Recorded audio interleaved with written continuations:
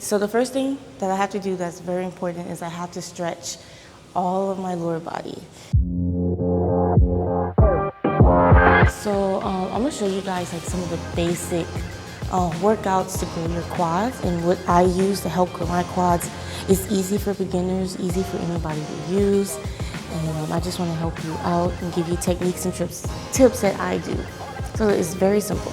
The first thing, one of my favorite workouts is the basic squat. And this is not just for quads, but it's a compound exercise. So it's the core, the quads, hammies, the glutes, everything. And this is all about stability. And so I know it can be intimidating, especially for women in the gym, but don't let it intimidate you. You can always just start with the bar or body weight. So I used to power lift in college, so I'll show you guys my walkout strategy for squat, especially when you start getting to the heavy squats, the heavy weight.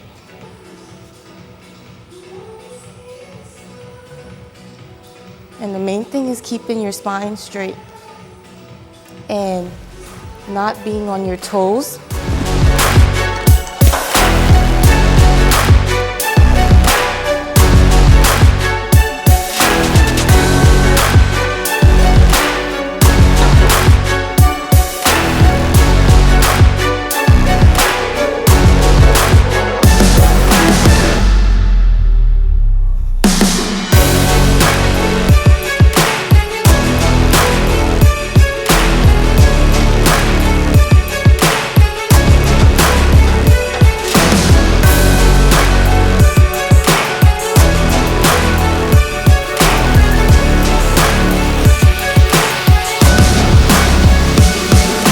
Okay y'all, so I'm adding my weight to this workout, and I'm so proud of myself because today I'm just do 60 pounds, 30 on each side for y'all.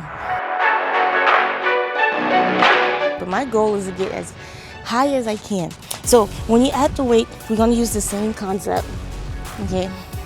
So I'm gonna have my feet slightly out. Never pull with your back, always keep everything steady, okay? And the whole thing is about stability. Now I'm doing this without a mirror, so I just gotta trust myself. All right, so same thing. And I do 12 on each side.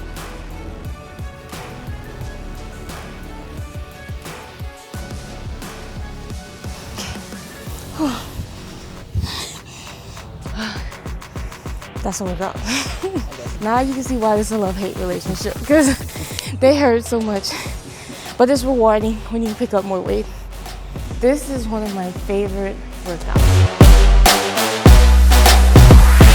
This is the best workout, and this is what got my quads right and big, especially during the beginning of my fitness journey.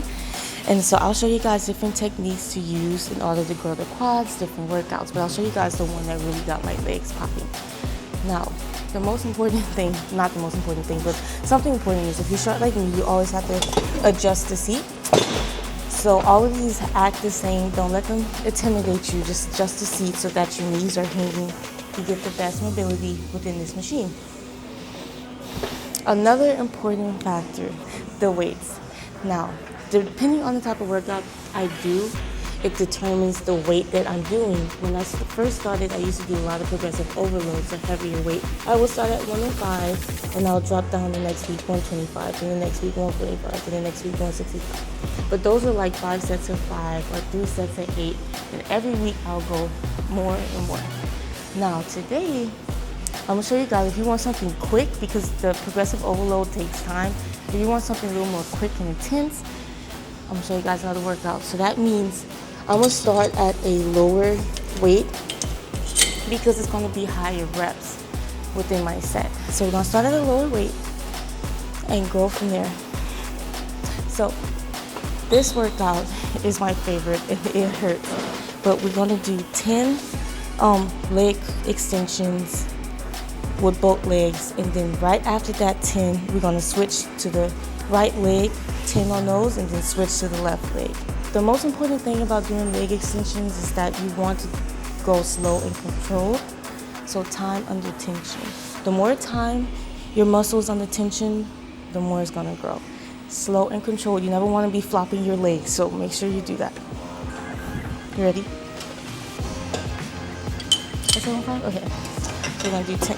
When I switch to my single leg, I'm gonna lower the weight, but the main thing is to be as efficient and quick as you can because I wanna keep that burn. So I'm gonna drop it to 30 and switch over to my left leg.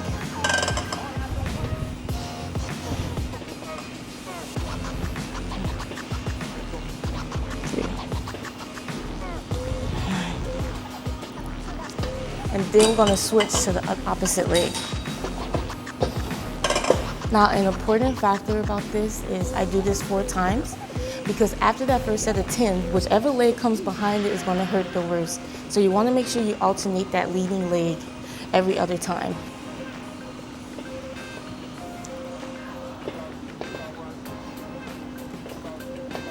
Oh my gosh. Oh gosh. No matter how much I do these, they hurt.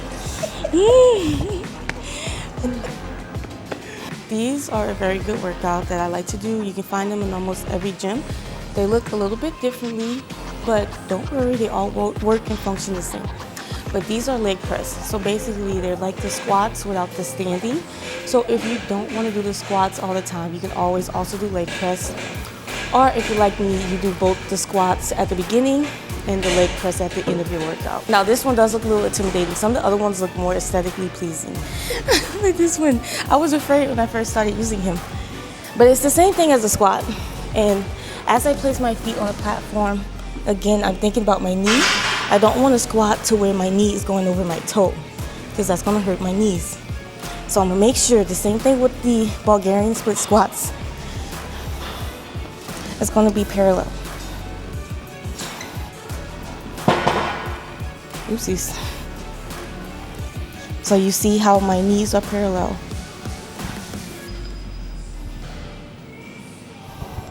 And another important thing with these, you never want to just pop and extend your knees because you will pop your knee out of place, especially when the weight is heavy. Everything is slow and controlled.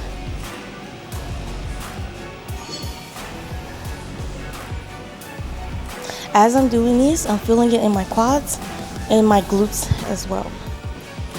And a little bit of my core, to be honest. Now, something I didn't mention with the squats, but they're coming up here at the leg press. You never want your knees to buckle in.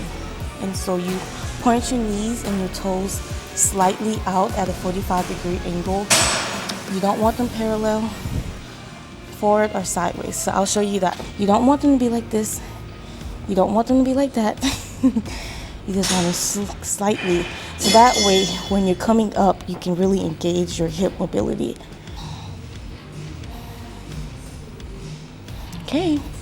So we're going to add some weight, 3 to 4 sets of 12 to 15 with this. You can start off with 3 sets of 12 or 3 sets of 15. And like I said, every week you try to add either more weight or more reps into your set. Let's get started. So the thing that makes this one a little more intimidating is that you have to actually manually load your weight to the back of the machine. Now you may look out and you may have a better machine at your gym that you're going to where you're just plugging in the weight like you saw for my leg extensions, and that helps it, makes it much more easier. But you don't want to be intimidated in the gym, so you just take the weight that you're comfortable with, put it on, go about your day.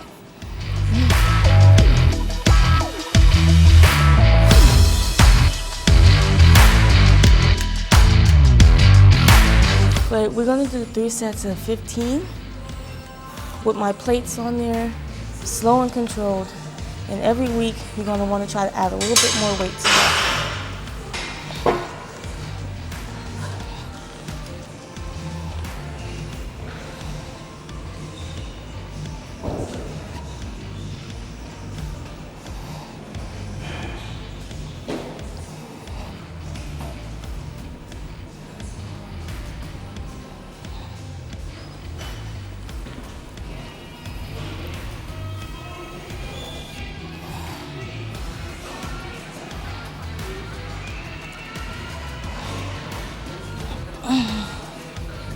Whew. That one hurt. I like to sit there and feel the burn. Before you do or you exert your energy, you breathe in, and You go down, and whenever you're actually doing the workout, the mobility, you breathe out. In and out. When people like to jog after their workout, my cool off is always something that's exerting some type of energy using muscles. So if you can, try to do some lunges after your set. And your legs may feel very weak. You got to get past the first 4 steps. And after that, you trust yourself. You'll be able to know that you can do it.